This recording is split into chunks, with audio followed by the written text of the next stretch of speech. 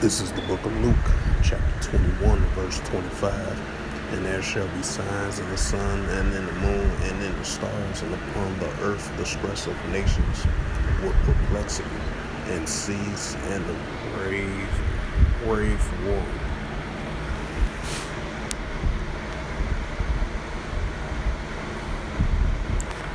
Matthew 24:6. Matthew 24:6. And ye shall hear of wars and rumors of wars, such ye be not troubled, for all these things must come to pass, but the end is not yet. Matthew 24:7. For nation shall rise against nations, and kingdom against kingdom, and there shall be famines and pestilence and earthquakes in diverse places.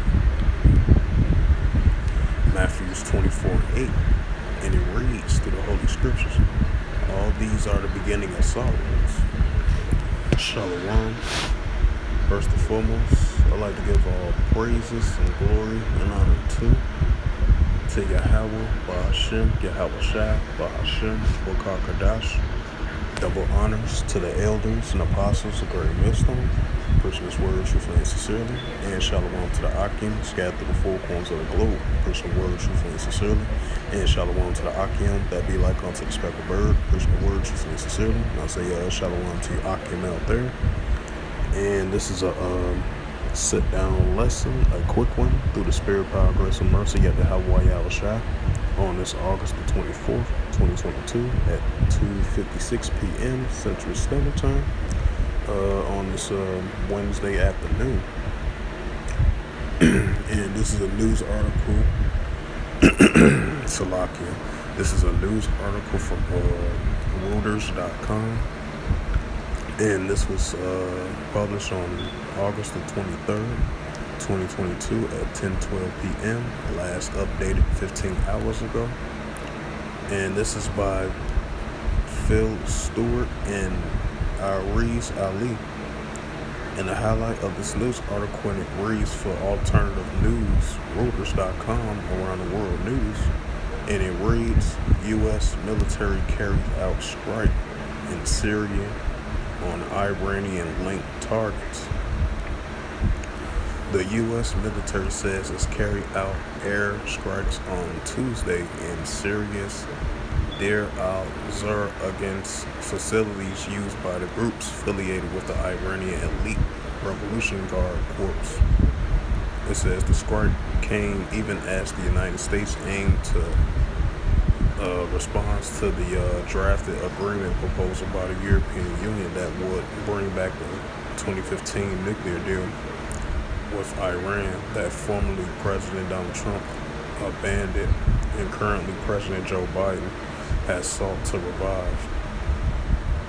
And it says the military central command said in a statement that such strikes were aimed to protect U.S. forces from attack by Iranian-backed groups.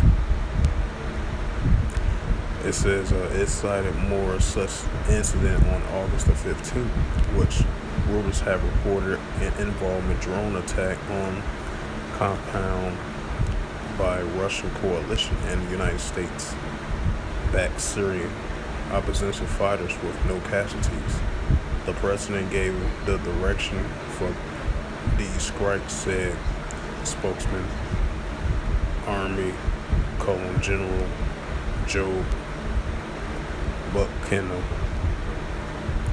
Central Command called the strikes and proportionate deliberate action attend to limit the risk of escalations and minimizing the risk of casualties. The statement about Tuesday's strike did not mention whether there were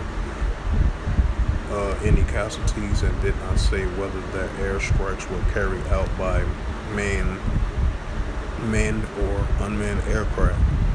This is not the first time U.S. warplanes have struck Iran-backed forces in Iraq and Syria. The United States hit operational and weaponry storage facilities in two locations, Syria and once in Iraq, just last year of June. The U.S. forces deployed in Syria during the Obama's administration campaign against the Islamic State, partnering with the Kurdish-led groups called the Syrian Democratic Forces. Yeah, because you still got a lot of activity down there in Syria, especially in Syria.